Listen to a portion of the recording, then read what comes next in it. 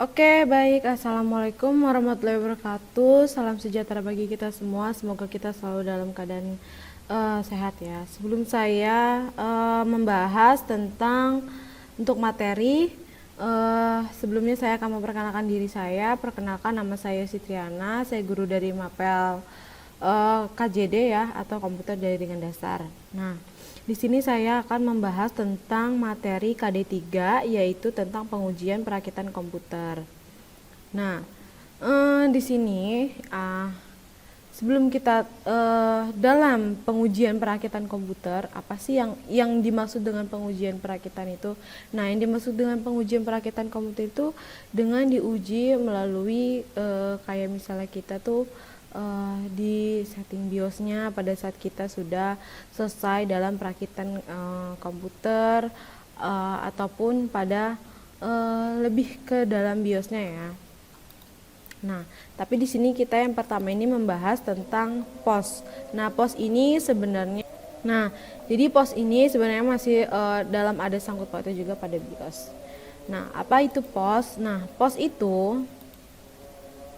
adalah atau yang disebut dengan Power on Self Test. Nah, jadi si POS ini adalah serangkaian proses tes yang dilakukan oleh komputer pada saat booting atau si komputer ini pertama kali dihidupkan gitu, untuk mengetahui kondisi komponen perangkat keras komputer ini atau dan komponen pendukungnya di dalamnya. Dengan adanya proses POS ini memungkinkan pengguna komputer dapat mengidentifikasikan dan menganalisis, mengisolasi, menentukan letak kesalahan atau permasalahan pada komputer sehingga dapat menentukan langkah perbaikan yang paling tepat gitu.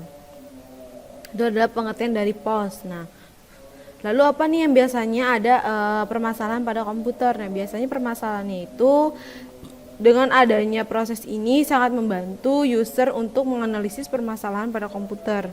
Nah, jika terjadi permasalahan pada komputer, maka komputer akan menampilkan tanda atau kode kesalahan. Nah, kode-kodenya tersebut berupa, di sana ada terdapat tiga kode, yaitu ada kode suara bip, kode angka yang ditampilkan pada layar monitor, dan kode pesan singkat gitu. Nah, kode-kode kesalahan tiap komputer ini berbeda-beda tergantung BIOS yang digunakan. Nah, ada 3 BIOS yang biasa digunakan. Nah, yang biasa digunakan saat ini yaitu AMI BIOS, AWords BIOS, dan Ponix BIOS. Nah, jadi tiap-tiap BIOS tersebut mempunyai pesan atau kode masing-masing dalam mengidentifikasikan permasalahan perangkatnya. Seperti itu. Nah, sebenarnya untuk di KD3 ini terusan dari video perakitan komputer saya kemarin bersama guru-guru tim Mapel KJD ya, gitu. Lanjut. Nah, cara kerja dari POS nih. Nah, cara kerjanya itu apa sih? Gitu ya. Jadi cara kerja pada POS ini dilakukan setelah komputer dihidupkan dan mulai booting. Nah, pada proses ini dilakukan oleh BIOS atau Basic Input Output. Adapun dengan prosedur cara kerja POS. Nah, jadi cara kerjanya sebagai berikut, ada 4 di sana. Yang pertama itu test power supply, terus kedua secara otomatis sudah dilakukan reset terhadap kerja CPU-nya atau reset pada CPU-nya. Terus pengecekan terhadap BIOS dan isinya. Terus yang terakhir ini pengecekan terhadap CMOS. Nah, jadi CMOS ini atau complementary atau metal oxide semiconductor ini yang bekerja dengan baik gitu ya, pada program si POS ini yang ada yang nantinya masuk ke dalam BIOS-nya tersebut kayak gitu. Nah, lanjut. Nah, terus yang kelima ada melakukan pengecekan CPU. Terus yang keenam ada melakukan memori besarnya itu sebesar 16 KB harus tersedia dan dapat dibaca atau ditulis untuk keperluan ROM. Terus yang terakhir ini pengecekan I/O atau input outputnya. Jadi si I/O ini harus dapat bekerja untuk mengontrol proses atau write data gitu, termasuk I/O untuk VGA. VGA cardnya yang terhubung dengan monitor. Nah, itu tadi adalah cara kerja si POS ini. Nah, lalu bagaimana nih untuk pengujian hasil dari perakitan komputer. Nah, pengujiannya itu adalah langkah-langkah yang pertama kita hidupkan monitor, lalu unit sistem. Nah, perhatikan pada tampilan monitor dan suara dari speaker. Nah, jadi apakah ada kesalahan atau enggak setelah kita sudah proses yang namanya perakitan komputer gitu. Terus yang kedua, program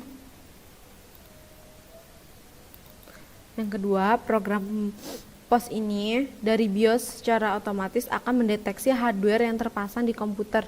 Bila terdapat kesalahan, maka tampilan monitor itu kosong dan speakernya itu mengeluarkan bunyi bip secara teratur sebagai kode indikasi kesalahan. Jadi periksa resensi kode BIOS untuk mengetahui indikasi kesalahan yang dimaksud oleh kode bip. Nah, biasanya kalau permasalahan itu biasanya kenapa bisa mengeluarkan bip, entah itu kesalahan dari bagaimana kita masang prosesornya gitu kan, terus juga bagaimana kita pemasangannya pada saat kita si merakit komputer itu gitu. Nah, yang ketiga ini jika tidak terjadi kesalahan, maka monitor akan menampilkan proses eksekusi dari program POS. Nah, tekan tombol interupsi BIOS sesuai dengan petunjuk yang di layar untuk masuk ke proses setup BIOS gitu. Nah, yang keempat, periksa semua hasil dari deteksi hardware oleh program setup BIOS tersebut. Beberapa setting mungkin harus diubah nilainya, terutama kapasitas dari hard disk dan boot sequence gitu. Nah, yang terakhir itu simpan perubahan setting dan keluar dari setup BIOS. Jadi sebelum kita masuk dengan ke dalam sistem operasi dari yang setelah kita sudah perakitan tersebut gitu, jadi kita terlebih dahulu setelah merakit kita setting dulu BIOSnya, baru kita bisa masuk ke dalam sistem operasinya seperti itu. Nah, lalu untuk pengujian dari hasilnya untuk jenis-jenis bip kode atau kode bipnya di sana terdapat ada 2 ya. Nah, yang pertama ini kerusakan bunyi bip yang panjang terus berulang kali. Nah, itu biasanya diindikasikannya bunyi bip panjang ini pada saat melakukan boot atau hidupkan komputer dan lampu power monitor ini serta lampu CPU-nya itu sudah dalam keadaan on, tetapi pada monitor tidak bisa menampilkan gambar atau tidak muncul apa-apa kayak blank screen atau blue screen gitulah gitu. Maka sudah dapat dipastikan bahwa yang ada permasalahan itu terjadi pada si RAM-nya atau kerusakan RAM, terus DRAM, RAM atau DRAM sama aja. Terus untuk biasanya itu dengan ke mainboard, terus perhatikan PCI pada DRAM-nya itu sudah dipasangnya sudah dengan benar atau belum atau dan lain sebagainya. Solusi untuk kerusakannya ini adalah biasanya untuk mengatasi permasalahan seperti bunyi bip ini untuk dilakukan dengan pembongkaran CPU atau Central Processing Unit untuk membersihkan kuningan pada kepingan yang terjadi pada memori atau si RAM-nya. Nah, jadi kerusakan itu pada DRAM tidak terpasang dengan benar ataupun DRAM yang tidak kompatibel dengan mainboard gitu. Jadi, nah itu tadi yang kerusakan bunyi bip panjang berulang kali, dan selanjutnya untuk kerusakan bunyi bip panjang diikuti dengan bunyi pendek. Nah, biasanya bunyi bip ini gitu ya. Pada monitor tidak menampilkan apa-apa. Biasanya kerusakan ini terjadi pada display adapter. Lebih sering disebut dengan si VGA card-nya. Jadi solusinya apa? Jika solusinya terjadi kerusakan VGA card-nya ini, maka tindakan penyelamatannya adalah melakukan pembersihan pada VGA card, tepatnya di bagian kuningan yang terkoneksi ke mainboard. Apabila menggunakan VGA card not on board gitu, menggunakan onboard, maka cara harusnya memasang sebuah VGA pengganti pada slot VGA tersedia baik pada slot PCI IGP ataupun PCI Express. Nah, itu tadi adalah pembahasan di materi KD3 pengujian dari perakitan komputer gitu ya. Dan mudah-mudahan apa yang saya sudah bahas dan apa yang saya sudah jelaskan ke kalian mudah-mudahan dapat kalian pahami, kalian dapat mengerti dan bisa kalian pelajari. Kurang lebihnya mohon maaf. Wabillahi taufiq wal hidayah. Wassalamualaikum warahmatullahi wabarakatuh. Terima kasih.